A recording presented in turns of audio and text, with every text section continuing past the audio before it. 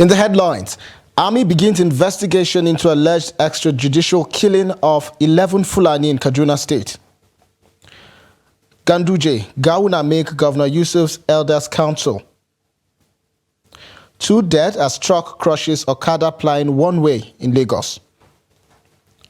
On the foreign scene, Namibia condemns Germany for defending Israel in ICJ genocide case. Hello and welcome to the news update on Trust TV. I'm Sagir Ibrahim. Thanks for joining.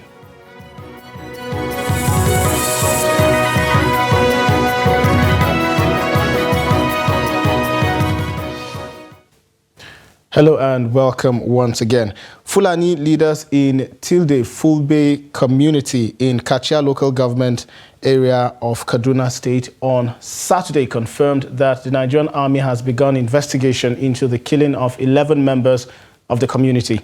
Recall that Trust TV reported on how 11 decomposing corpses of Fulani from the community were discovered in a forest located near an area called Crossing within the local government area. The bodies were identified by relatives and community members as those of the Fulani allegedly arrested by soldiers in the area at different times. Meanwhile, some human rights activists have called for an immediate investigation of the alleged killing of the 11 Fulani men by some soldiers in Kachia local government area of Kaduna State. Muhammad Nura noted that the soldiers had no right to kill anybody without court order, calling for the probe of the military men involved in the killings. Also, policemen in Niger State have arrested a suspected bandits leader, Rabiu Yusuf, aka Rabi, at the popular Tunga Malam Market by Koro local government area of the state. The Commissioner of Police in the state, Shawulu Ebenezer Damamman, disclosed this while parading different suspects arrested by his command. He said the suspected bandits was arrested on January 6th based on intelligence reports saying that during interrogation, the suspect confessed to a series of kidnappings he had participated in. He added that the suspect was a member of Muwari camp of bandits terrorizing Beji, Mekunkele, Boso, Gauba Bangida, Sangeku, Bengi, Gulu, and Lapai areas of the state. He said the command arrested 14 other suspects for various offenses, including kidnapping, arms dealing, armed robbery, car theft, raping, and thuggery, and recovered various arms in the last few weeks. The police commissioner said the suspects were arrested after kidnapping a 20-year-old victim and collected 1.6 million naira as ransom. And the former vice president and 2023 presidential candidate Atiku Abubakar of the PDP expressed profound sorrow over the tragic killing of Nabiha Al-Qadariyar, who fell victim to her abductors in Abuja. Atiku, in a statement shared on his official handle on Sunday, emphasized the critical need for a revamped security architecture for effectively tackling the unchecked activities of kidnappers and bandits across the nation. He urged security agencies to escalate efforts in resuscitating and rescuing the remaining hostages, echoing the broader call for urgent security reform. The recent kidnapping of Mansur Al-Qadariyar and his 6 children in the Buhari Area Council of the Federal Capital Territory underscores the severity of the situation. Nabiha, a 400-level biological science student at Ahmadu Bello University, Zaria, was laid to rest according to Islamic rites on Saturday. The kidnappers, who initially demanded a 60 million naira ransom, increased their demands to 100 million naira after Nabiha's tragic murder. The incident has triggered a public outcry on social media, with Nigerians rallying for justice and the release of abducted siblings. And the Rivers State Police Command announced the capture of Silas Udik, a suspected notorious armed robber and cult leader in Udik, Ahoda West local government area known as General. Udik had been evading arrest for the past 4 years but met his end when he resisted arrest and opened fire on the police, resulting in his death. According to the command spokesperson, SP Grace Iringe Koko, Udik, as the head of the Greenlanders cult group in the Ubie clan of Ahoda West, and his gang were infamous for armed robbery, land grabbing, unauthorized sales of buildings, and brutal attacks on those opposing them. The cult leader was known to order the destruction of houses in communities that resisted his criminal enterprises. A G63 rifle and 19 7.62 by 5.1mm ammunition were recovered from the suspect and his gang members. Further investigations revealed a camp Oderereke had established between Oderereke and Olokuma communities, serving as a base for him and his numerous followers to launch robbery attacks on neighboring communities. Rivers State Commissioner of Police, CP Olatunji Rilwan Disu, commended the police for their exceptional work and warned cultists in the state to abandon criminal activities or face the full weight of the law. And Governor Abba Kabir Yusuf of Kano State has established the Kano Elders Council to act as an advisory body to the government. Sanusi Bature Dawakin Tofa, the Director General of Media and Publicity at the Kano State Government House, made this announcement in a statement. The Council of Elders is composed of former governors, deputy governors, Senate presidents, speakers of the House of Representatives, speakers of the State House of Assembly, deputy speakers, retired Supreme Court justices, retired Appeal Court justices, former chief justices of the state, former secretaries to the state government, and former heads of the state civil service, all of whom are indigents of the state. The statement indicated that the council also includes the leadership of ulamas, the business community, traditional rulers, former heads of security agencies, former Kano State and other distinguished elders appointed by the government. The governor stressed that the elders possess a wealth of knowledge, wisdom, and experience, and his administration will actively seek to benefit from their versatile expertise. The age-long tradition of mass circumcision of boys is being revived, courtesy of a lawmaker, Mohammed Bello Shehu, a member representing Fagge Federal Constituency. The circumcision of 1,000 boys, sponsored by the lawmaker, was launched on Sunday at Ofishin Galadima Primary Healthcare Center, Fagge B Ward, with dozens of parents taking turns to present their children. Here's the report. The few cinemas that are still left in operation are now struggling with the lowest air patronage amidst rise and availability of mobile phones. Circumcision in Hausa society is traditionally done during the Harmattan season. Circumcision is the removal of all or part of the foreskin from the penis. It has been of traditional and cultural importance to circumcise the male children between the age of 5 and 9 in a typical Hausa society. The circumcision period is usually celebrated in communal or individual pattern. In recent times, about 10 or 20 children that reach these ages may be circumcised in a single household, or it may involve a collection of children from different houses. The practice of circumcision is both cultural and religious in Kano and many northern states. Abubakar Ilyasu brought 2 of his male children, said he is grateful that his children are going to be circumcised.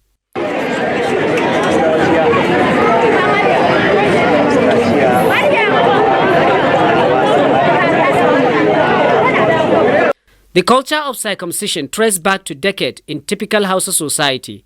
It was an act that strengthened brotherhood and create more bond between members of communities. Usually, the sponsor takes all the children to his house after they have been circumcised and take care of them until they all heal, and special food is being prepared, especially meat provided to them on a daily basis. Once they all heal, a date is fixed to celebrate them, and new clothes were given to them to wear. A ceremony is usually organized for them, and hence they are all tagged mates as they fall within a certain age group to be identified as such. President Bola Tinubu has set up a special panel on social investment programs, presidential spokesman Ajuri Ngelale said on Saturday. The move is sequel to Tinubu's suspension for 6 weeks of the 4 programs under the National Social Investment Programs Agency, NSIPA. And the panel will be led by the coordinating Minister of the Economy and Minister of Finance, Wale Edun. According to the spokesman, the presidential panel is tasked with immediately undertaking a comprehensive review and audit of existing financial frameworks and policy guidelines of the social investment programs with a view to implementing a total re-engineering of the financial architecture of the programs with detailed modification to procedures guiding the program's implementation moving forward. The panel also comprises ministers representing strategic sectors and will ensure a multidisciplinary approach to the reform effort. The audit is in response to the can of worms opened following allegations of mind-boggling fraud involving Betta Edu, the suspended Minister of Humanitarian Affairs and Poverty Alleviation, her predecessor Sadia Umar Farouk, as well as the former head of the NSIPA, Halima Shehu, who are being investigated by the Economic and Financial Crimes Commission, the EFCC. The suspension of federal government social investment programs, including N-Power conditional cash transfer, and the school feeding program has sparked concerns among Benue residents. While some applaud the action, others emphasize the need for swift measures to alleviate the poor conditions faced by families. Jimmy Adzande reports. It has been a dramatic week of significant developments for the presidency, marked by a major shakeup in the Ministry of Humanitarian Affairs and Poverty Alleviation, responsible for most social investment programs. President Tinubu has suspended all intervention programs in the ministry for 6 weeks as investigations continue. Benue residents expressed their support for the restructuring of the ministry, considering it a positive decision. My wife, in particular, was one of the beneficiaries. When I was quoting her, she was an N-Power employee, or of course employee. Then, after marriage, the program wasn't going well. They were laid off. Then they recruited other people.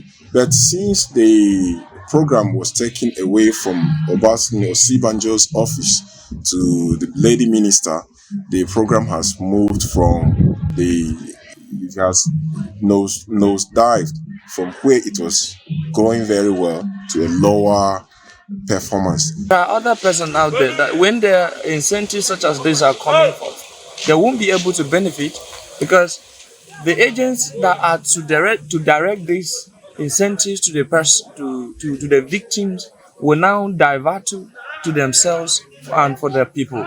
So I feel the best empowerment is that Nigeria is endowed with a lot of resources, and everybody within his vicinity, within himself, has what he can lay hands on. Some hope for prompt actions to reconfigure the programs in the best interest of Nigerian masses. Most of things that they are creating for beneficial, but many people are not benefiting because they don't have privilege to benefit all those things. Especially with disability, we don't have privilege. People in the rural area to connect with this type of beneficiary. Running it should be good, but not totally, because it will bring a lot of economic challenges to those who are beneficiaries. The program has been of a lot benefit to people who have engaged in it, and as such, we shouldn't suffer the standstill, because suspending is a standstill. The economy will be shaken. The suspension of individuals handling the programs raises concerns and leaves much to be desired. How soon the intervention programs will be reactivated remains to be seen. Jimmy Azandi, Trust TV News, Makurdi.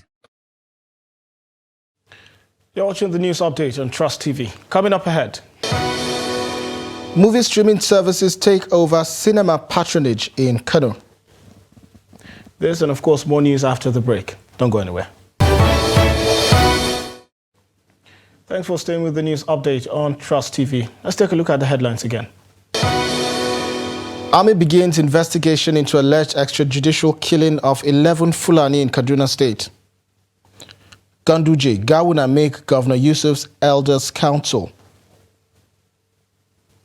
Moving to other stories now, the National Drug Law Enforcement Agency, NDLEA, has intercepted a significant consignment of Canadian Loud, a potent synthetic cannabis strain weighing 111.2 kilograms and packaged in 324 bags in Onikan area of Lagos Island. The seizure, made during the conveyance for distribution in an unregistered Grand Caravan vehicle, led to the arrest of a 42-year-old suspect, Taufik Yusuf. According to NDLEA's Director of Media and Advocacy, Femi Babafemi, the operation occurred late at night on Friday, January 12, 2024, based on credible intelligence. This comes on the heels of the arrest of another drug trafficking suspect, Godwin, thank God, at the Murtala Mohammed International Airport the previous day. Godwin, attempting to board a flight to Milan, Italy, was intercepted with quantities of codeine-based syrup and Rohypnol concealed in his luggage. The NDLEA further reported the recovery of 30,000 packs of tramadol, 225 milligrams consisting of 300,000 pills at the Sako import shed on January 12th.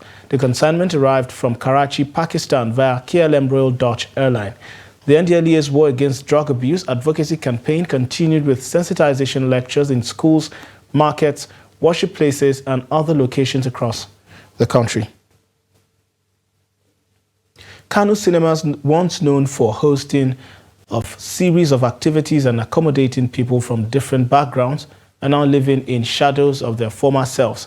The cinemas are struggling with low patronage because of availability of films on mobile phones and videos on-demand streaming services provided on the internet. In this report, Salim Ibrahim chronicles the rise and fall of cinema culture in Kano. The few cinemas that are still left in operation are now struggling with the lowest air patronage amidst rise and availability of mobile phones and internet connectivity. The few cinemas in operation now look very old, unkept and barely managed, as both building, seats and other things attached look very old and out of shape, dusty and tattered. Marhaba Cinema is one of the first cinemas in Nigeria located in Kano. It was built during the early 80s and it was the first cinema to be airing movies at that time. Although many advanced and improved cinemas have taken over, Marhaba Cinema will always be remembered as an iconic cinema in the history of Kano. However, the memories created at Marhaba by many, it is now standing as just a building that can be best described like a graveyard or an abandoned farm far from a village settlement. Though in the midst of many buildings and a market by the side, it could only be identified and related by those who knew it before. Marhaba Cinema was shut down more than 10 years ago, and currently it has been sold to an individual who has no intention of reviving it. The building is still standing with old padlocks glued to the doors and the surrounding taken over by weed. Cinema has been a learning center where you go to learn new cultures and traditions of some people that are outside your immediate environment. It was not just for fun, but also for learning. The category of people that even go to cinema are adults as at the time because they can easily comprehend what is going on and they can learn. But now you see young people, due to change in lifestyle, going to watch things like football. The activities of the cinema before is based on the learning a culture or other cultures from the other communities. That is why you see in most cases, you see the elder people used to enter the cinema because they enter not to learn the bad thing. No, they enter to learn the other communities' culture so that they will live peacefully together. That is the. While some like the Marhaba have been closed down, others, like Plaza, have been wiped up from history as the building have been demolished and now a new plaza serving as a business environment has been replaced. El Dorado and Queen's Cinemas, all located in Sabangari area of Fage local government, are struggling to keep afloat despite the huge decline in patronage. The only patronage that keeps the places alive is football matches that are shown almost on a daily basis. However, they still lack customers to come in. It was booming, bustling before now. Everything has gone down. What we are getting mostly now is from watching football. The market is no more. Honestly, as you know, almost everything has changed. I can always remember how it was before.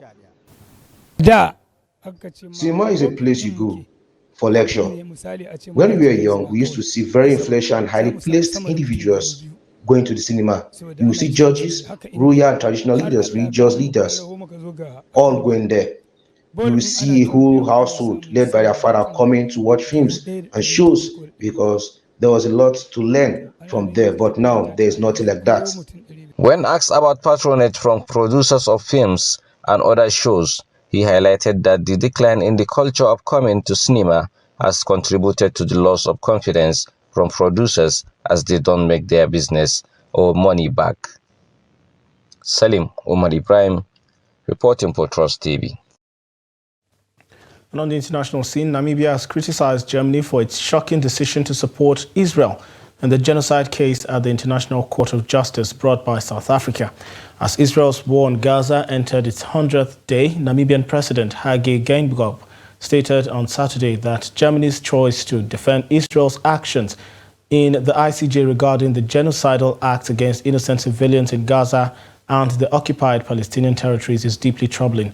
A two-day public hearing at the World Court, the highest legal body of the United Nations, involved South Africa and Israel presenting the arguments. South Africa claimed on Thursday that Israel's offensive in Gaza aimed to bring about the destruction of the population, while Israel denied these accusations, stating that the military operations is not a state-led genocide campaign. The Namibian presidency statement expressed deep concern over Germany's decision, accusing Berlin of ignoring Israel's actions in Gaza, including the reported killing of more than 23,000 Palestinians and the displacement of 85% of the enclave's 2.3 million people amid acute shortages of food and essential services. The statement also reminded that Germany itself had committed the first genocide of the 20th century in Namibia between 1904 and 1908, resulting in the death of tens of thousands of innocent Namibians in inhumane and brutal conditions. And in sports, underdogs Equatorial Guinea extended their unbeaten record in all competitions to 7 matches following a 1-all draw against Super Eagles of Nigeria at the Alassane Ouattara Stadium at Bimpe. Nigeria wasted a glorious chance to break the deadlock in the 11th minute of the first half, while both teams worked to outsmart each other. Eagles goalkeeper Stanley Nwabali could not stop Equatorial Guinea from taking the lead against the run-off play in the 36th minute as Ivan Salvador guided the ball into the bottom corner. Nigeria scored instantly to produce a well-crafted equalizer just from the restart. 2023 CAF Footballer of the Year Victor Osimhen rose to powerfully head home Ademola Lookman's floater delivery. Super Eagles flew out of the traps in the second half too, if not for Equatorial Guinea's goalie Jesus Owono, who denied one-on-one efforts from Zaido Sanusi and Victor Osimhen from scoring. Goalkeeper Owono also rescued his nation on the verge of the final 20 minutes, keeping out Olaino's single-handed strike with a smart save. The draw hands Equatorial Guinea their first ever point against Nigeria in an international tournament. Super Eagles will hope to bounce back against host Ivory Coast on Thursday, with the Elephants already topping Group A after beating Guinea-Bissau 2-0 on Saturday. That wraps up the news update at this hour. Do well to follow us across all of our social platforms and catch our live stream on YouTube for more news, programs and documentaries. I'm Sakir Ibrahim. Thanks for watching.